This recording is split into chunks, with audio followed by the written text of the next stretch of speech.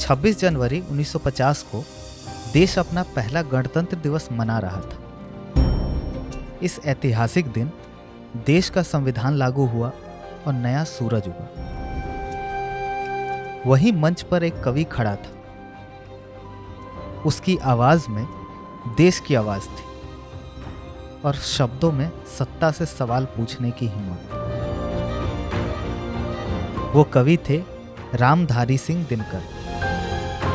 उनकी कविता जनतंत्र का जन्म एक ऐतिहासिक उद्घोषणा थी जो कह रही थी कि देवता अब मंदिर में नहीं बल्कि खेतों में बसते हैं।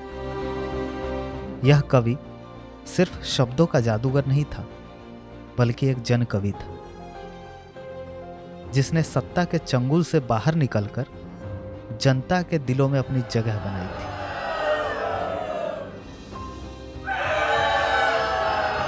दिनकर का बचपन बहुत कठिन था। उनका जन्म बिहार के सिमरिया गांव में हुआ, जहां गंगा की लहरों के बीच जीवन संघर्ष का दूसरा नाम था। बचपन में ही उनके पिता का देहांत हो गया और परिवार की जिम्मेदारी उनके ऊपर आ पड़ी। आर्थिक तंगी के बावजूद उनके बड़े और छोटे भाइयों ने अपनी पढ़ाई छोड़ दी ताकि रामधारी आगे बढ़ सके। इस तरह से दिनकर ने अपनी पढ़ाई पूरी की, जो आगे चलकर उन्हें सिर्फ एक कवि ही नहीं बल्कि जनता का सशक्त प्रतिनिधि बना दिया। नमस्कार, मैं हूं नवनीत कुमार और आप सुन रहे हैं फिर वो कहानी याद आई। आज हम बात करेंगे राष्ट्र कवि रामधारी सिंह दिनकर के किस्सों की। 1930 के दशक में जब भारत स्वतंत्रता संग्राम की आग में झुलस रहा था, गांधी जी के नेतृत्व में सविनय अवज्ञा आंदोलन ने जन जन को जागरूक किया।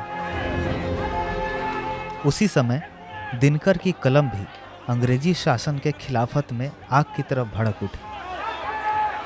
उनका लेखन एक विद्रोह बनकर ब्रिटिश हुकूमत की नींद उड़ा देता था। रेणुका जैसे उनके कविता संग्रह ने ब्रिटिश हुकूमत को हिलाकर रख दिया। एक बार जब जिला मजिस्ट्रेट बॉस्टेड ने दिनकर से पूछा कि उन्होंने सरकार से अनुमति क्यों नहीं ली, तो दिनकर ने जवाब दिया, अगर देशभक्ति अपराध है तो मैं वह अपराधी बनना पसंद करूंगा।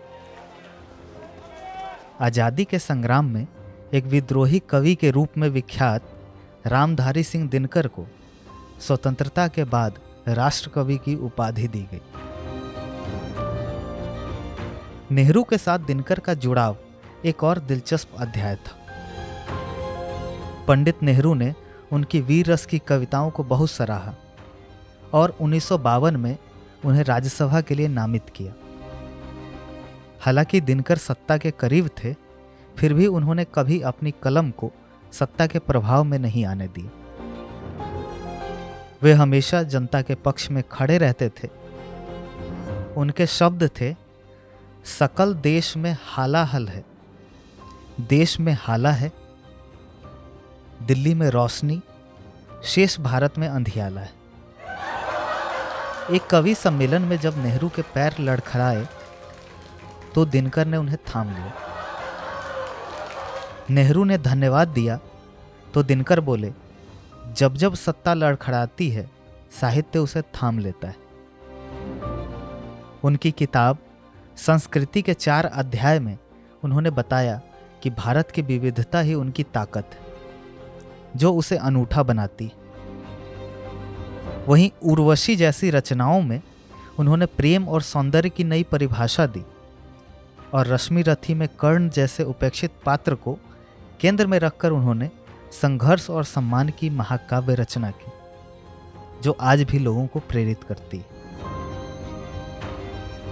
1962 में भारत चीन युद्ध के दौरान नेहरू की नीतियां विफल हो गई तो दिनकर ने परशुराम की प्रतिज्ञा जैसी कविताएं लिखी, जो सत्ता को कठोर आलोचना करते हुए उसे आईना दिखाती थी। उनका लेखन कभी सत्ता के पक्ष में नहीं था, बल्कि हमेशा सच का सामना कराने के लिए था। इसी तरह जयप्रकाश नारायण के नेतृत्व में 1975 में भ्रष्टाचार विरोधी आंदोलन के दौरान दिनकर की कविता सिंहासन खाली करो कि जनता आती है एक नारा बन गई। यह कविता उस समय के क्रांतिकारी विचारों का प्रतीक बन गई थी। वे हमेशा कहते थे, अच्छे लगते मार्क्स किंतु है अधिक प्रेम गांधी से, प्रिय है शीतल पवन प्रेरणा लेता हूं आंधी से। वे न तो सिर्फ एक विचारधारा से जुड़े थे, ना ही किसी एक दल के प्रति अपनी वफादारी निभाते थे। वह नेहरू के साथ संसद में थे, लेकिन लोहिया को एकमात्र वीर कहने में नहीं हिचकिचाते थे। भागलपुर के तिलका मांझी विश्वविद्यालय से उपकुलपति की नौकरी छोड़ने के बाद दिनकर आर्थिक संकटों से घिर गए थे। वे काफी परेशान रहने लगे थे। इसी दौरान उन्होंने दक्षिण के तिरुपति बालाजी मंदिर में जाकर भगवान से मृत्यु मांगने का फैसला किया। वहां पहुंचकर उन्होंने रश्मि रथी का पाठ किया, जो कई घंटों तक चला, जिसमें सैकड़ों लोग उन्हें सुनने आए। उसी रात सीने में तेज दर्द होने के कारण उनकी हृदय की गति रुक गई और हमारे बीच से एक प्रकाश बिखेरते सूर्य का अस्त हो गया। दिनकर केवल एक कवि नहीं थे, वे एक कालजयी आत्मा थे जो अपने समय के सूर्य थे। तो ये थी रामधारी सिंह दिनकर की कहानी। ऐसे और किस्सों के लिए जुड़े रहिए हर रविवार स्टेट मिरर के साथ।